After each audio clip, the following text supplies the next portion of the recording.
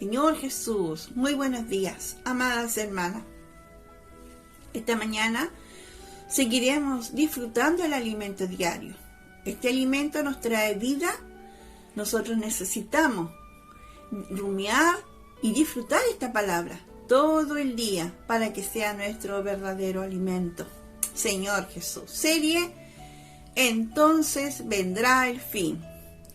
Tomo la edificación de la iglesia. Semana 1, día miércoles. Lectura bíblica, Mateo capítulo 4, del 1 al 16, 18 al 22 y capítulo 5, versículo 3 al 12. Señor Jesús, leer con oración. Bienaventurados los pobres en espíritu, porque de ellos es el reino de los cielos. Amén. Bienaventurado, hermana. El Señor dice que somos bienaventuradas, los pobres en espíritu. Señor Jesús, debemos ser pobres en espíritu. El Señor dice bienaventurada, los pobres en espíritu, porque de ellos es el reino de los cielos. Oh Señor Jesús, cuánta gracia nos da el Señor esta mañana, porque dice bienaventurada. Señor, los pobres en espíritu. Señor Jesús, porque de ellos es el reino de los cielos. Oh Señor Jesús, amén, aleluya. Felices los pobres en espíritu. En el 4º capítulo del Evangelio de Mateo, vemos la victoria del Señor sobre la tentación, versículos 1 al 11. Enseguida observamos su regreso a Galilea, después que Juan fue preso. Jesús entonces dejó Nazaret para ir a vivir en Capernaum, una ciudad marítima en la región de Zabulón y Neftalí. El Señor comenzó a predicar el Evangelio a partir de esas regiones, caracterizadas por Él como un pueblo asentado en tinieblas, un lugar de asentados en región de sombra de muerte. Mateo capítulo 4, del 12 al 16. A estos Jesús resplandeció como una gran luz. Desde entonces comenzó a predicar y a decir: arrepentíos, porque el reino de los cielos se ha acercado. Versículo 17. Enseguida Jesús llamó a 4 de sus principales discípulos, Simón Pedro y Andrés, Jacobo y Juan. Versículo 18 al 22. Jesús, como el rey del reino de los cielos, desesperado por salvar al pueblo del yugo de Satanás, comienza su obra mostrando su preocupación. Y recorrió Jesús toda Galilea, enseñando en las sinagogas de ellos y predicando el evangelio del reino y sanando toda enfermedad, toda dolencia en el pueblo. Mateo capítulo 4, versículo 23. Este versículo nos muestra que la situación caótica del mundo en que el hombre cayó solo tiene una solución: el reino de los cielos. Amén. Por desobedecer a Dios, el hombre salió de su presencia y de su gobierno. Cuando no está el gobierno de Dios, todo entra en desorden. La confusión y la corrupción comienzan a operar en la sociedad humana. Los que se encontraban en la tierra en el tiempo de Jesús eran personas enfermas. Hoy no es diferente. Por tanto, necesitamos tener eso en mente. Lo único que puede salvar a este mundo es introducir el reino de los cielos aquí en la tierra. Introducir el gobierno celestial entre los hombres. Y eso ocurre por medio de la iglesia. Amén. Inicialmente, nuestro querido Señor Jesús introdujo su gobierno por el Evangelio del Reino.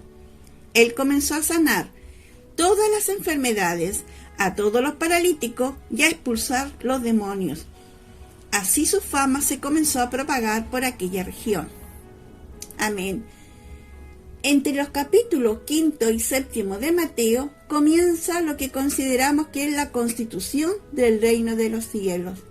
Es decir, la ley magna que gobierna este reino. Yo diría que son las leyes de la vida que rigen al pueblo que está bajo el gobierno celestial.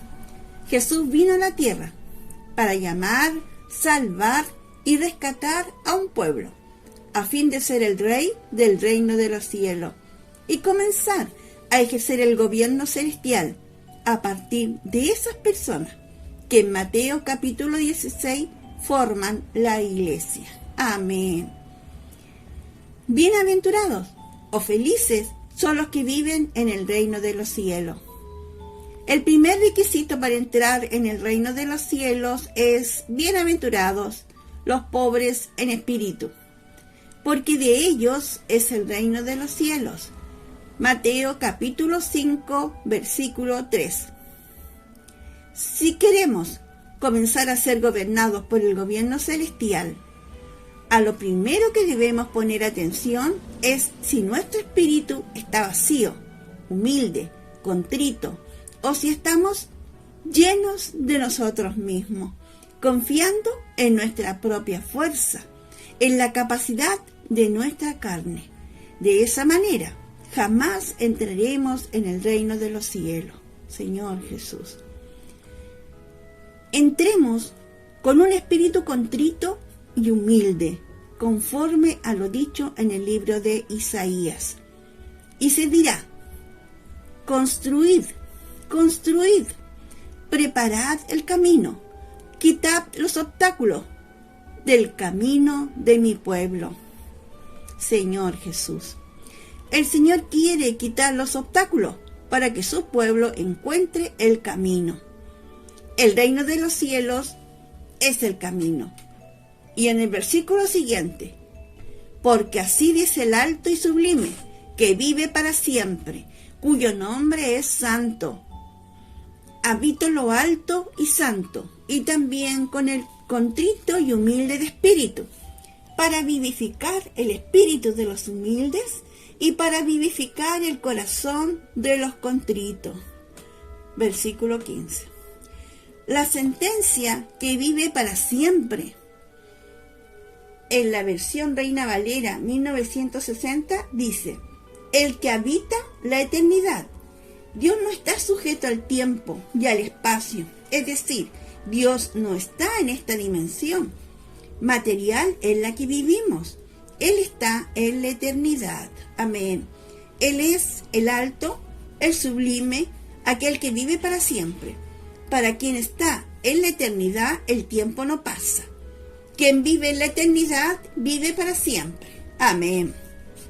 Además de habitar la eternidad, Dios también habita en el contrito y humilde de espíritu y de corazón, contrito y humilde. Él le proporciona un nuevo ánimo y un nuevo aliento al corazón.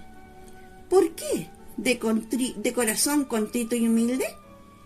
Porque vivimos en este mundo y fuimos víctimas de la caída. Pasamos a pecar y a depender del conocimiento del bien y del mal, para vivir sin depender más de Dios. De esa manera, el hombre necesita arrepentirse, de confiar en sí mismo y en su capacidad natural. Necesita volver a la sencillez, volver al huerto del Edén, aquella dependencia total del Señor. Amén.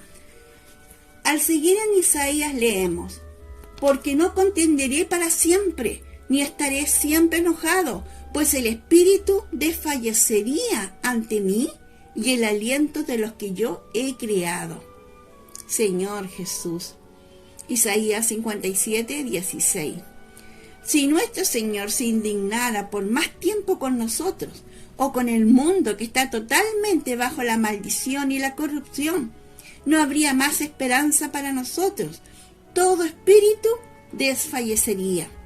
Pero gracias a Dios, un día Él tuvo misericordia de nosotros y envió a Cristo. Envió al Rey del reino de los cielos para salvarnos, para sacarnos de esa miseria y ponernos en su reino. Amén, aleluya. Volviendo a los bienaventurados o felices, vemos que la entrada ocurre por ser humilde o pobre en espíritu.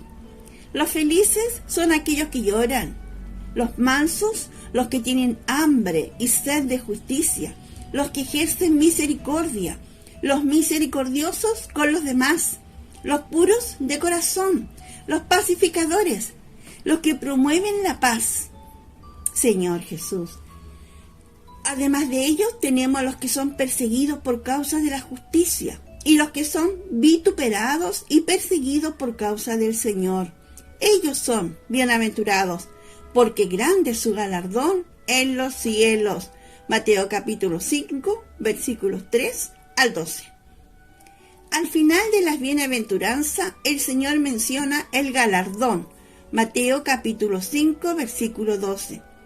Esto nos remite al hecho de que muchos fueron llamados, pero pocos los escogidos. Capítulo 22, versículo 14. El Rey del reino de los cielos viene a llamarnos para ser sus escogidos, a fin de ganar el galardón, pues queremos ser vencedores. Amén. Por tanto, hoy debemos vivir la realidad del reino de los cielos en la iglesia, siendo restringidos por las condiciones de las bienaventuranzas, lo cual nos garantizará el gran galardón en los cielos. Oh Señor Jesús, amén. Pregunta, ¿cuál es la importancia de la primera bienaventuranza? Señor Jesús.